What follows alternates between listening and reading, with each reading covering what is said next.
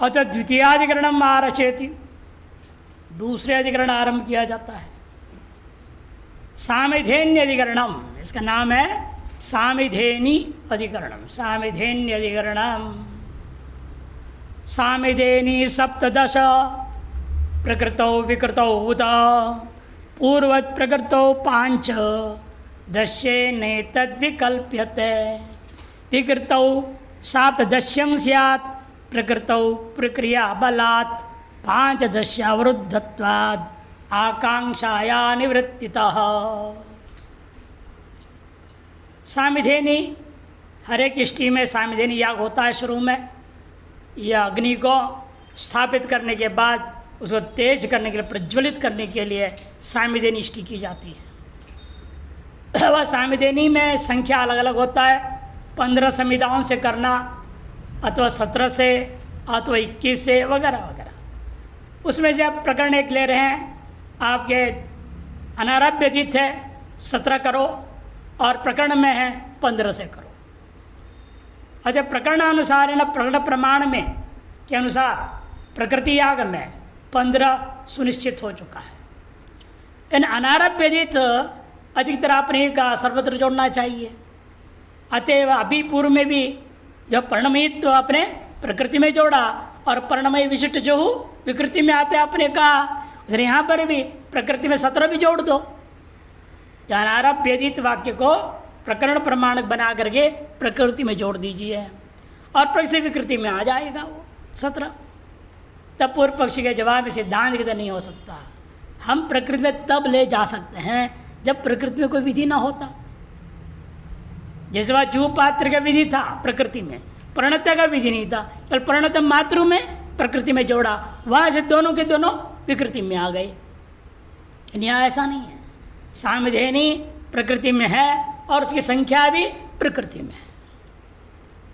वहाँ जुहू प्रकृति में है, उसे गुण जो परिणमित वह प्रकृति में नहीं था, इसलिए हमने अनारभ्यदित गुण को प्रकृति में जोड़ा, ताकि विकृति में विशिष्ट आ ही जाएगा, गुण विशिष्ट गुण ही आ ही जाएगा। यहाँ ऐसा नहीं है ना।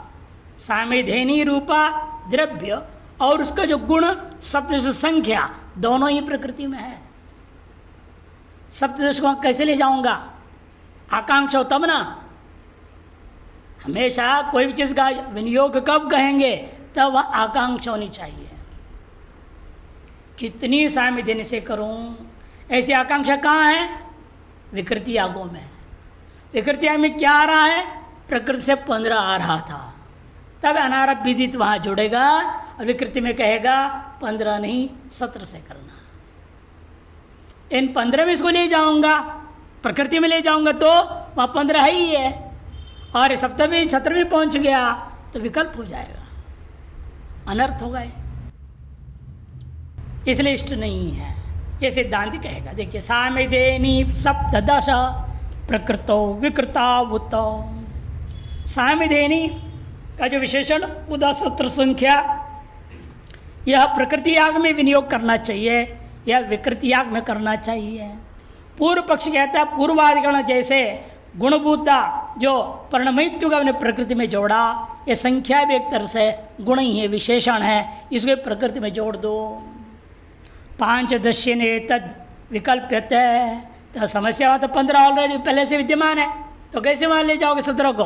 कहते ले जाऊंगा, दोनों को में से मर्जी विकल्प कर दूंगा, जिसकी जैसा इच्छा 15 से अथवा 17 से करे।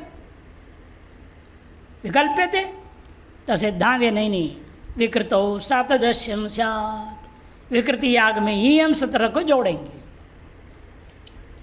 प्रकृतो प्रक्रिया बलात्, क्योंकि प्रकृति याग में प्रकरण प्रमाण के बल से 5 दश्य अवरुद्धत्वात्, 5 संख्या विशेषणवाचक के द्वारा सामिधेनी अवरुद्ध हो चुका है। आकांक्षाया निवृत्ततः से कितने सामिधेनी से करनी है, यह आकांक्षा है ही नहीं, अतः वहाँ पर अन्य किसी चीज का विनियोग नहीं हो सकता।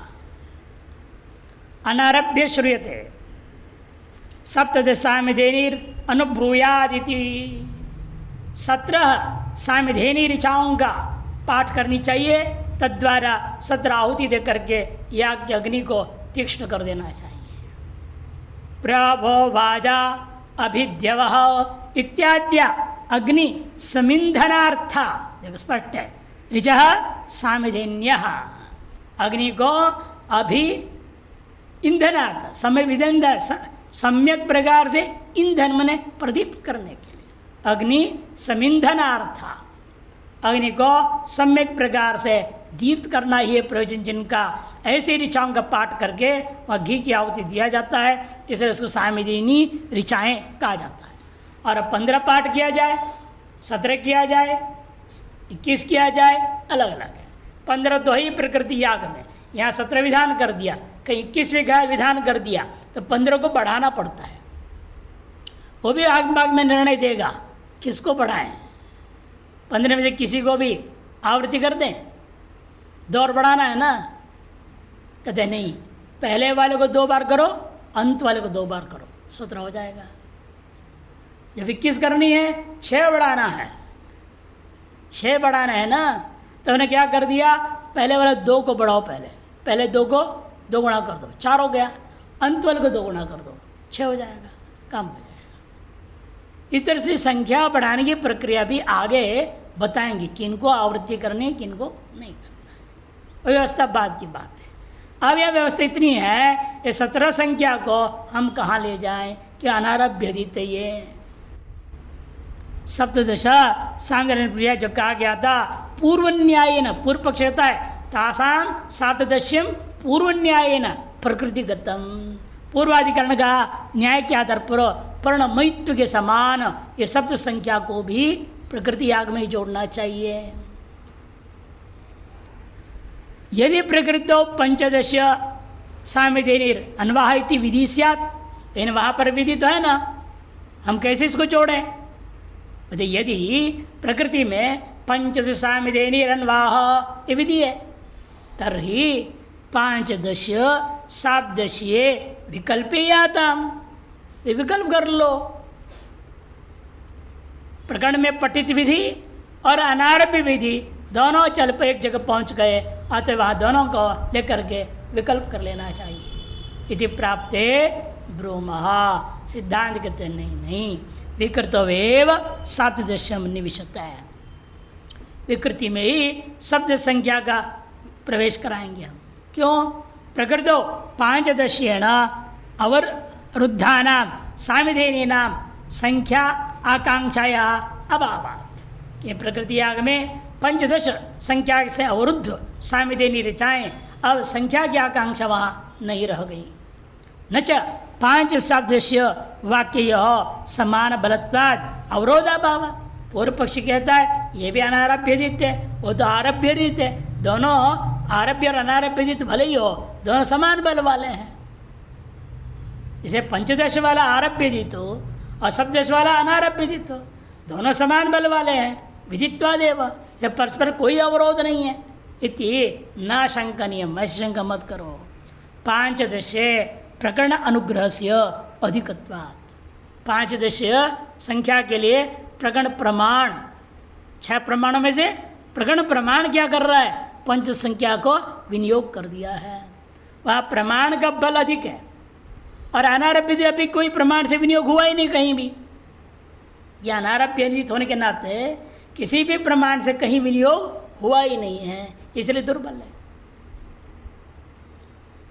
इसलिए कहते देखो प्रकरण अनुग्रह से अधिकत्वात् तस्मात् मित्रविंद अध्वरकल्प आदि विकृतो सप्तदशम अवतिष्ठते, मित्रविंद याग, अध्वरकल्प याग आदियों जो विकृति यागों में ही सब वहाँ पर संख्या के आकांक्षा है, उसकी पूर्ति के लिए प्रकृति से लाने की जरूरत नहीं है, ये अनारभ्यदित का विनियोग कर दो।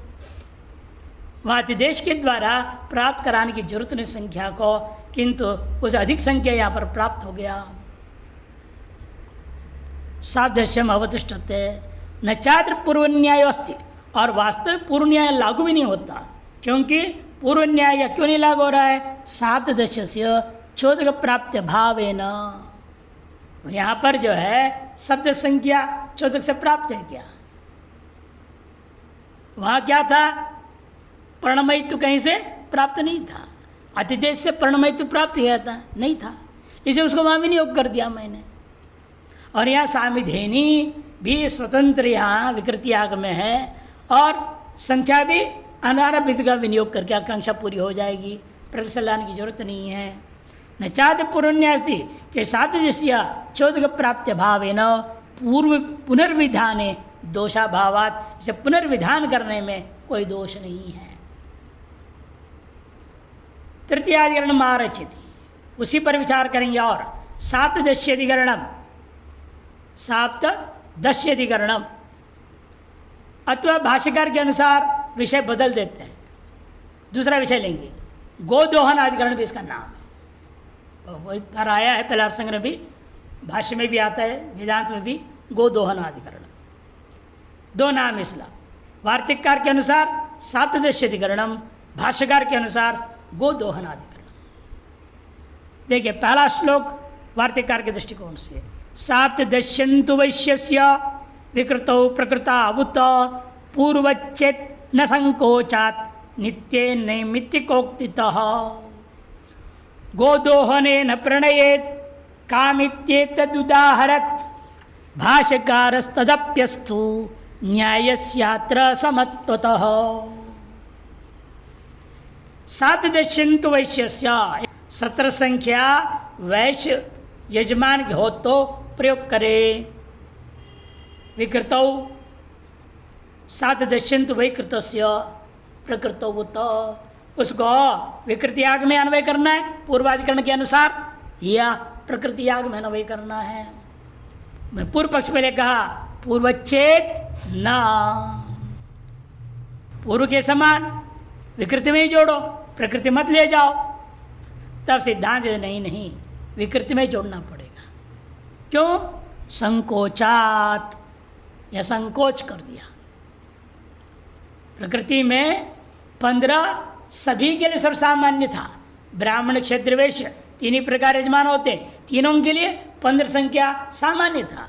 उसको संकोच करके वैश्य के लिए 17 विधान हो रहा है, इसलिए इसको प्रकृति में ही विनियोग करना चाहिए। तो नित्य जो 15 में नैमित्तिक उक्तितः, यदि वैश्य यजमान हो तो 17 कह दिया।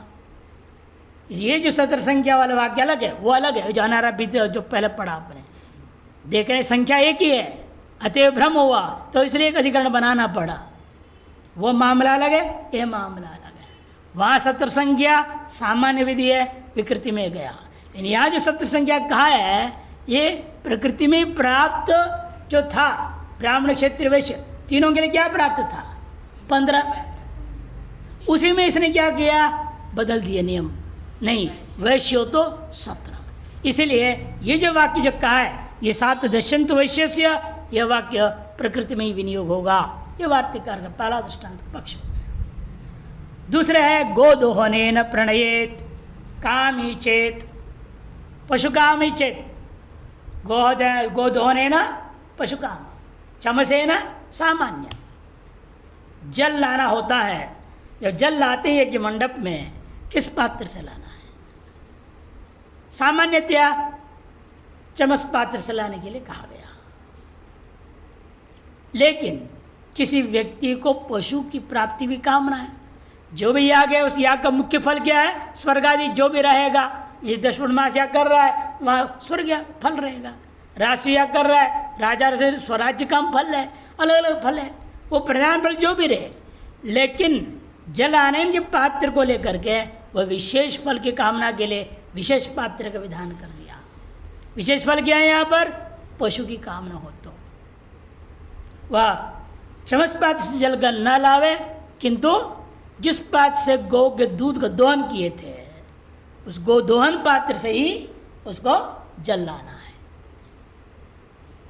पात्र भेद कर दिया ना। यहां पर वही मामला है। सामान्य क्या था? जैसे वहां सामान्य क्या था? 15, विशेष विधानों के वैश्य के लिए 17। सर यहाँ पर भी सेम विचार लगभग है। सामान्य क्या है? चमस पात्र है, और विशेष गोदोहन मैंने पशुकाम फल हो तो, जैसे वैश्य हो तो 17, या पशु का फल हो तो गोदोहन पात्र। इसे विषय वाक्य भले भिन्न है, इन न्याय तो बराबर लागू होनी है, संकोच करना आवश्यक है। ये वहाँ भी संकोच किया, वैश्य के लिए सत्र में ले गया, उसे यहाँ भी संकोच करना जरूरी है। इसलिए कहते हैं गोधोन्य प्रणय कामी इत्येतद उदाहरण बनाया कौन? भाष्यकार। तदप्यस्तु, वो उसके सामने कोई विरोध नहीं है, वो भी होवे। क्यों? न्यायस्य अत्र समत्वतः, संकोचन करना आरोपी जो न्याय का नियम है यहाँ पर अधिकरण का, उस में कोई फर्क नहीं पड़ता है। सप्तदशान अनुब्रूयाद वैश्यस्य, एक दूसरा वाक्य ही है, सप्तदशान अनुब्रूयाद वैश्यस्य इति विहितम वैश्य निमित्तम सप्तदशम पूर्व न्यायेन विकृतिगतमिति चेत, पूर्व न्याय में आपने सप्तदश संख्या को विकृतियाग में अन्वय किए, अब उसी संख्या विशिष्ट वैश्यत्व को भी विकृति में याग करो, ये पूर्व पक्ष कहना चाहता है। विचेदमयवाम नैमित्तिकेन अनेन वचनेन प्रकृतिगतस्य नित्य पांचदशस्य वैश्य व्यतिरिक्त विषयतया संकोचनीयत्वात्, क्योंकि नैमित्तिक्य इस वचन के द्वारा प्रकृतिगत जो नित्य पांचदश है उसको हम संकोच क्या करेंगे? वैश्य से भिन्न में ले जाएंगे। वैश्य से भिन्न कौन है? ब्राह्मण और क्षत्रिय, वे पंचदश सामवेदिनी इष्टि करेंगे और वैश्य होगा तो सत्र करेगा। संकोचनीयत्वात् नित्यम सामान्य रूप से सावकाशत्वेन च दुर्बलम, ऐसे कैसे कर रहे होगे? क्योंकि जो नित्य है 15 संख्या लो करके वह सामान्य वचन है, तीनों के लिए बराबर था। वो सावकाश है कहाँ? ब्राह्मण और क्षत्रिय में, अतः दुर्बल हो गया। और नैमित्तिकंतु, नैमित्तिक कहाँ? एकमात्र वैश्य के लिए प्राप्त है। विशेष रूपत्व निर्वकाशत्वाभ्याम, ये तो विशेष रूप है और इसका अन्यत्र अवकाश भी नहीं है, अतएव ये प्रबल हो गया।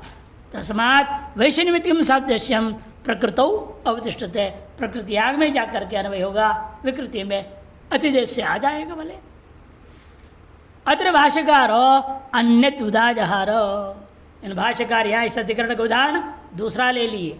क्या लिया उन्होंने वाक्य? चमसेनाप प्रणयेद गोदोहनेन पशुकामसीति, चमसेना आप प्रणयेद, चमस पात्र से ही जल का आनयन करनी चाहिए, ले आना चाहिए जल को। लेकिन यदि पशु की कामना वाला यजमान है तो स्वर्ग आदि काम से दर्शन ब्रह्मास्या कर रहा है, ठीक है, वो स्वर्ग तो मिलेगा ही मिलेगा, लेकिन एक अंग विशेष के लिए करते उसके मन में कामना आई तो उस कामना की पूर्ति के लिए गोदोहन पात्र व्यवधान बदल दिया। चमस पात्र से मत लाओ, गोदोहन पात्र से जल ले आओ। तत्र यह विचार करना है, प्रकृति चमसेना अवरुद्धत्वात्, प्रकृति याग में क्या है? सभी यागों के लिए सामान्य नियम क्या था? चमस पात्र से जलानयन करना। अतः प्रकृति सगल यागों में ये सामान्य वाक्य जाकर के चमस पात्र के जलानयन अवरुद्ध हो गया। प्रकृति चमसेना अवरुद्धत्वात् गोदोहनम विकृतोविति पूर्व पक्ष, इसे पूर्वाधिकरण न्याय के अनुसार गोदोहन को कहाँ ले जाने बोल रहे वो? ले जाओ विकृति याग में। जिस आप देश को अपने विकृति याग में ले गए, पंचदश अवरुद्ध हो गया प्रकृति को, उधर यहाँ भी कर लो तो सर नहीं ऐसा नहीं होगा। कामना निमित्तकेन गोदोहनेन नित्यस्य चमसस्य निष्काम विषयतया संकोचनीयत्वात्, कामना विशेष रूपी निमित्त को लेकर के पशु काम रूपी, पशु की कामना रूपी कामना विशेष को निमित्त बना करके दोहन गोदोहन का जो पात्र विधान किया वह नित्य सर्वत्र सामान्यतया प्राप्त कौन था? चमसस्य निष्काम विषयतया। सकाम विशेष हो तो गोदोहन पात्र, और कोई काम विशेष नहीं है तो उसके लिए चमस पात्र। इस प्रकार संकोच कर लेना, जो व्यापक वस्तु का संकोच करना उचित है।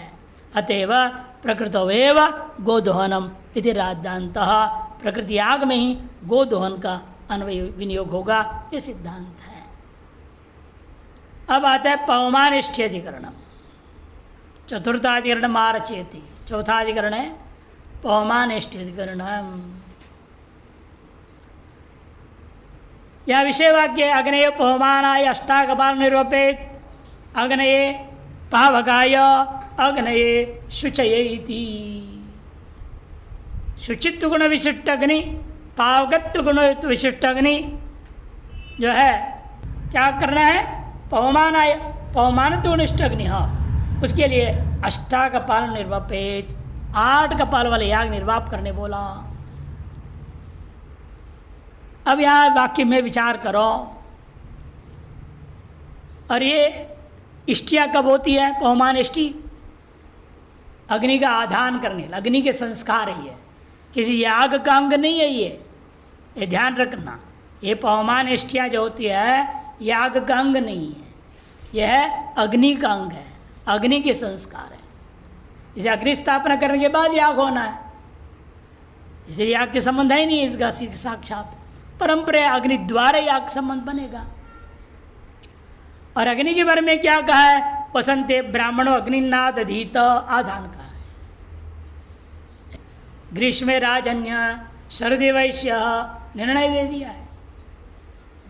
अब वहां पर विचार करना है, आधानम पवमानादेर इष्टेरंगम नवा भवेत अग्निनाम इष्टिशेषत्वात् तद्वारास्य तदंगता अनारभ्य विधानात्तु नांगम कस्यचिदाहितिः अग्न्यर्थत्वात् तत्समेष्टिर अग्नयस्त्वग्निहोत्रगाः।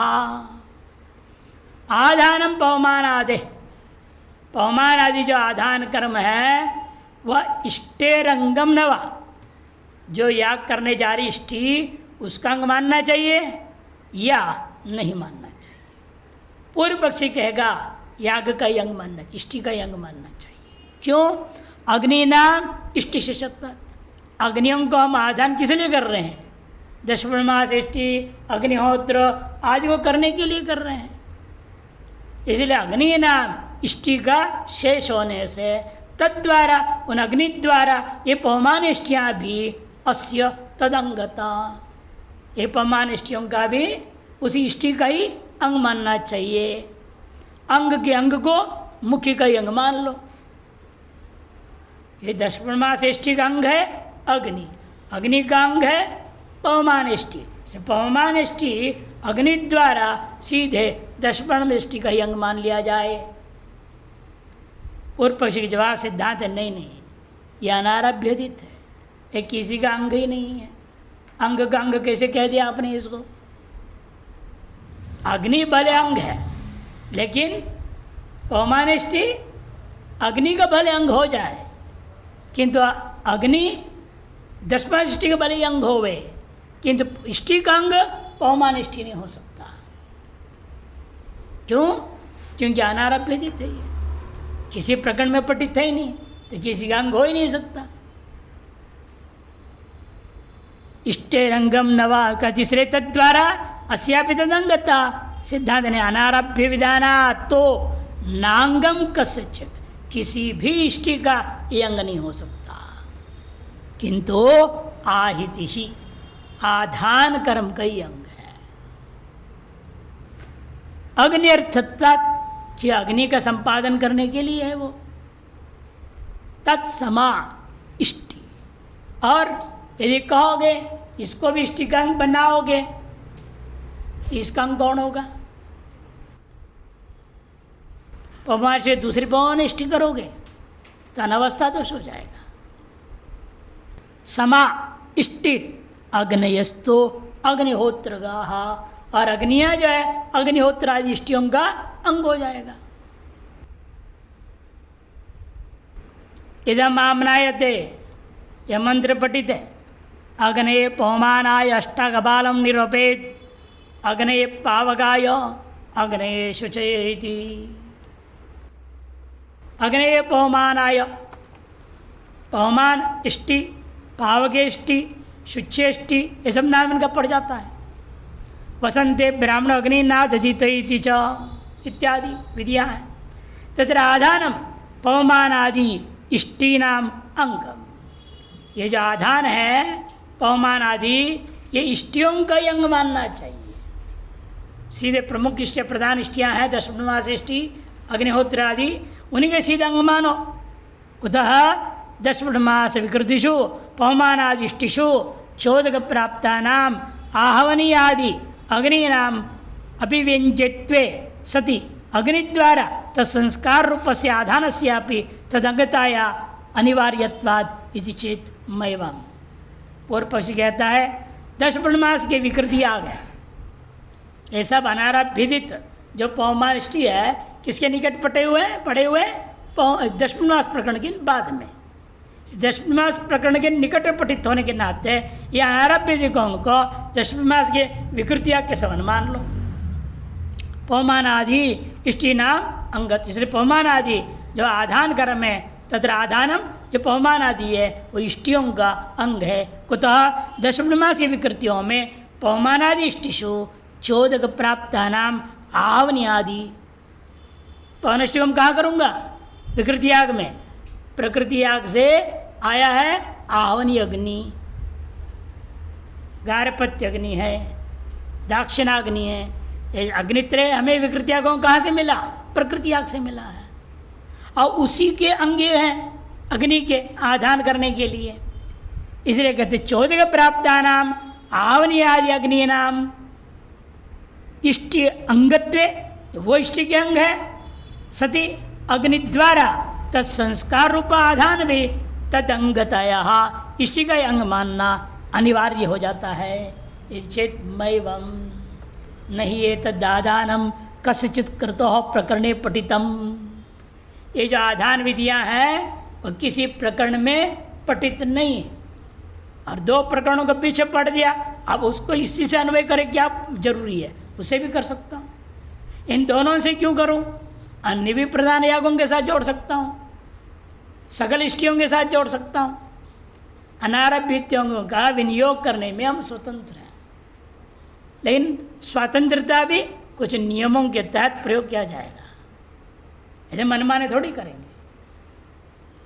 अति विचार कर रहे हैं कहाँ इनका विनियोग करना है। तो ये तद आधानम कस्यचित् कर्तो प्रकरणे न पठितम किंतु अनारभ्यजितम अतो न कस्यापि एतदंगम। किसी भी इष्टि कर्तु याग आदि का अंग नहीं हो सकता। किंतु आधानवद इष्टि नाम अपनी अग्नि संस्कार अर्थत्वात्, जैसे आधान भी अग्नि का संस्कार है, वैसे ये जो पौमान इष्टियाँ हैं ये इष्टियाँ भी अग्नि का संस्कार करने के लिए हैं। परस्परम नास्ति अंगांगी भाव शंका, इसे परस्पर अंगांगी भाव की भी आधान का अंग पौमान इष्टि भी नहीं, परस्पर अंगांगी भाव की आकांक्षा नहीं। ये सब आधान भी अग्नि का संस्कार है। ये जो आधान कहा था कहाँ वसंते ब्राह्मण अग्नि आधेत, आधान भी अग्नि का संस्कार है। उसे पहले जो कहा पौमान अष्टकपालम, पौमान इष्टि वो भी अग्नि का संस्कार है, और इनका भी कोई परस्पर अंगांगी भाव नहीं है। ननु पौमानेष्टि अंगत्व भावे अग्नि संस्कार वैयर्त्यात्। पौमानेष्टि यदि किसी याग का अंग ही नहीं है, अग्नि के इनके द्वारा संस्कार करना व्यर्थ हो जाएगा। अतएव अग्नि द्वारा अंगत्वम युक्तम, अग्नि द्वारा जिस किसी भी याग का अंग अग्नि है उसी याग का इन पौमानेष्टियों को भी अंग मानना चाहिए अग्नि द्वारा। न संस्कृतानाम अग्नीनाम अग्निहोत्रादि उत्तर क्रतुषो तत्तद्वाक्यैर विनियोग अवगमात्। संस्कृत अग्नियों को ही अग्निहोत्रादि उत्तर काल में किए जाने वाले कृतुओं में तत्तद्वाक्यों के द्वारा विनियोग किया जाएगा। आवनीय ज्योति कह दिया है, और आवनी अग्नि का पहले संस्कार कौन करेगा? ये पौमानिष्टियों से संस्कारित होगा। इसे संस्कृत अग्नियों को आगे विनियोग किया जा रहा है। ऐसे संस्कार करने वाले पौमानिष्टियों को याग का अंग कैसे सिद्ध करोगे? संस्कृतानाम अग्निनाम अग्निहोत्रादि जो उत्तर क्रतुषु तत्तद वाक्य तत्त प्रकरण में वाक्यों के द्वारा विनियोग अवगमात तस्मात् न आधानम अंगम, इसलिए यह आधान का भी अंग नहीं होगा, इष्टियों का भी अंग नहीं होगा। स्वतंत्र इष्टियाँ हैं अग्नि के संस्कार करने के लिए। पंचमाधिकरणम आरचयति। आधानस्य प्रकृति विकृत्यर्थताधिकरणम। आधानस्य प्रकृति विकृत्यर्थताधिकरणम। विचार करना है। आपने आधान के द्वारा अग्नि को अभिव्यक्त किया, केवल प्रकृति के लिए रहेगा, और विकृति के लिए करोगे तो अलग से फिर करना पड़ेगा क्या? एक बार किया गया आधान और संस्कार प्रकृति विकृति दोनों के लिए होगा कि नहीं होगा? आधानिम किम प्रकृत्यर्थम वन्यम मात्रेण वायुतम संस्कृताग्नि प्रनाड्यै तत् पर्णवत् प्रकृतौ स्थितम लौकिकागार मात्रत्वे विफलत्वात् कृतौ युतिः पर्णस्य आवनियादौ शास्त्रीयस्तु स्वतंत्रता। आधारम किम प्रकृत्यर्थम, अतः वन्य मात्र करते हुए विकृति के लिए भी लाभ हो जाएगा उसका। वन्य मात्रेण वा युतम, विकल्प उठाया। संस्कृत अग्नि प्रणाड्य, संस्कृत अग्नि की परंपरा के द्वारा एतद पर्ण के समान प्रकृति में रहते हुए अपने आप अतिदेश वाक्य से विकृति में चले जाएंगे। इसे विकृति में भी सीधा इसको जोड़ने की जरूरत नहीं है। लौकिकाकार मात्रत्वे, तब विचार करते हैं, देखो भाई, चाहे जू पात्र है, चाहे कोई भी चीज़ है, साधन जो हम इस्तेमाल करते हैं, अग्नि भी है, वह दो प्रकार के, एक लौकिक है, एक शास्त्रीय है। जैसे आप माचिस से जला देते ऊपर बैठ करके रसोई घर में, वो लौकिक अग्नि है ना, उसका आवनी अग्नि नाम देंगे? क्या अग्नि नाम दोगे उसको? कोई नाम नहीं है कि नहीं? अग्नि है, सामान्य अग्नि, लौकिक अग्नि। लेकिन इसमें हवन करो, बैठ के हवन करोगे वहाँ? हम अग्नि दो प्रकार सिद्ध कर रहे हैं, उसमें हवन नहीं हो सकता। जो संस्कारित अग्नि होता है उसको हम कहते हैं शास्त्रीय अग्नि, उसी में हवन होगा। और संस्कार कैसे होंगे? ये जो विधि बताया गया है, आधान, पवमान, सामिधे निष्ठि, इन निष्ठियों के द्वारा होगा। इस तरह से पर्णमयी, अब जो कह रहा हूं, जू क्या है? करची तो है। आजकल स्टील की करचियाँ रखे नहीं रसोई में, 3-3, 4 छोटे बड़े सब साइज के होते हैं। हवन कुंड में भी वहाँ बहुत सारी करचियाँ होती हैं। और आजकल स्टील के चम्मच रख लेते हैं, जो पात्र भी नहीं होता है। वह भी सिर्फ दो मानना पड़ेगा, एक लौकिक, एक शास्त्रीय। जब पर्णमयी कहूँगा वह शास्त्रीय हो जाएगा, और किसी भी लकड़ी से बनाओ वो लौकिक की जो पात्र। स्टील का, लोहे का बना लो, सोना चांदी का बना लो, लौकिकी जुहू हो गया। लेकिन पर्णमयी बनाओगे वो शास्त्रीय जुहू हो गया। इसे दोनों अंतर को ध्यान रखेंगे तब समझ में आएगी। लौकिक आकार मात्रत्व, यदि लौकिक आकार मात्र विधान किया जा रहा है तो व्यर्थ ही है, विफलत्व कर्तव्युति व्यर्थ है। फिर तो कृतु में इस तरह विशेष कथन करने की। पर्णस्य आवनि आदो च, पर्ण में हो चाहे आवनि आदि हो, शास्त्रीय अस्तु स्वतंत्र। शास्त्रीय हो तो उसी में ही सारे नियम लागू होंगे। क्या पूर्वोत्पन्न करना है आपने? यूं ही थोड़ा स्वाहा स्वाहा कर देना है, अग्नि जला स्वाहा स्वाहा कर दिया, जैसे पाखंडी लोग करते हैं। और कोई संस्कार नहीं, कुछ नहीं अग्नि का, बैठ गए पराठा खा करके कंडा उंडा रख दिया और अग्नि जला दिया और कुछ स्वाहा कर दिया। न अग्नि का संस्कार है न कुछ नहीं, और नित्य अग्निहोत्र कर रहे हैं भाई। नहीं नहीं, वो अलग चीज़ है। वो हमें वो कर्मकांड वो थोड़ी करें, हम कर्मकांड कर रहे हैं। वो गई कहाँ उन लोगों ने अग्निहोत्र करता हूँ, ये तो पाखंडी बोलते हैं अग्निहोत्र करता हूँ। वो तो ध्वनि चेता रहे। लौकिक अग्नि को भी सिद्ध किया जा रहा है, उसकी अपनी पूजा करते हैं, सब करते हैं। ऐसे नहीं है ये हो जाएगा, उसकी रोज पूजा करते हैं। वहीं बैठ के चाय बनाएंगे उसी में अग्नि में, वहीं खाना बनाएंगे। केवल शौच करने के लिए बाहर जाते हैं, नहाने के लिए, बाकी टाइम 24 घंटा वहीं बैठना है, वहीं सोना है। तब सिद्धि मिलती है, ऐसे थोड़ी सिद्धि मिल जाएगी। फिर 12 साल बाद ऐसे सिद्ध हो जाता है, जिसको चूर्ण दे दिया भस्म, वहाँ से जो काम किया वो काम सिद्ध हो जाता है। ऐसे नहीं होता है। तो तपस्या के 12 साल और उसकी तुलना करेंगे आप लौकिक अग्नि के साथ। वो भी एक तरह से वैदिक अग्नि बन गया। भले वहाँ वैदिक कर्मकांड करने वो बोल भी नहीं रहे मैं तो कर्मकांड कर रहा हूँ, या उसके भी संस्कार कर रहे हैं अपने हिसाब से, पूजा पाठ करता है उसका, उसके पूजा किए बिना कुछ नहीं करता। चाहे नाथ संप्रदाय, चाहे हमारे अखाड़े में भी होते हैं, नागा लोग भी, सन्यासियों के अखाड़ों में भी अग्नि चैत्य इनकी अपनी धुनी होती है। जाओ उधर नीलकंठ में देख लो, चल रहा है तब से अभी तक, हम लोग देख रहे 40 साल से, उसे पहले से ही था वो। लोग इसलिए वहाँ जाकर प्रसाद लेते हैं जिसको जानकारी है। बुझने नहीं दिया जाता है, वो आग बुझ गया तो गया, बुझने नहीं दिया जाए। अब अलग अलग प्रकार की है, वो एक साधना है, वो भी साधना अग्नि है, ऐसे नहीं है। लौकिक अग्नि अलग है और ये शास्त्रीय अग्नि अलग चीज है।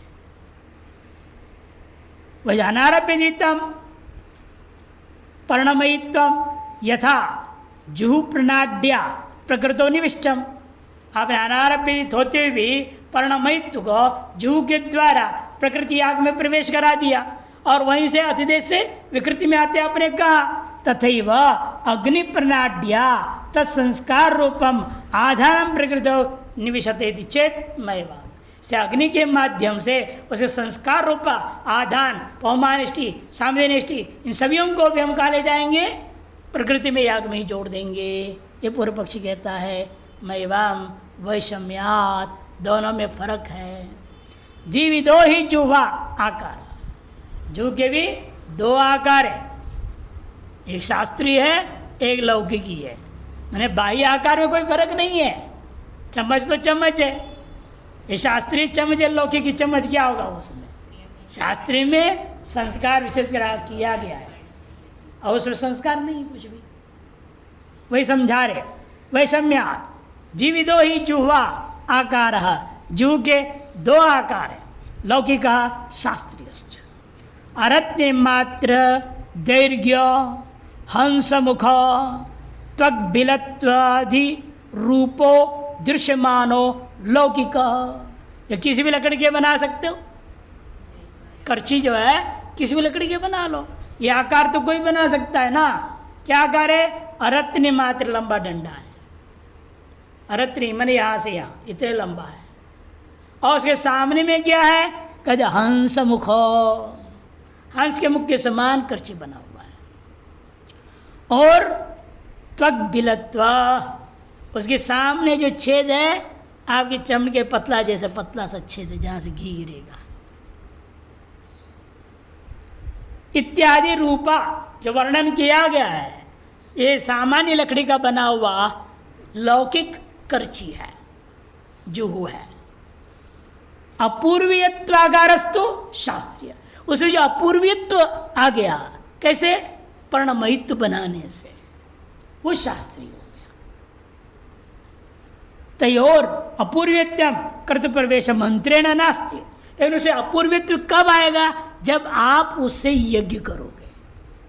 यदि पर्णमयी जो बनाया और दाल परोसने के लिए इस्तेमाल कर दिया तो क्या फर्क पड़ना है?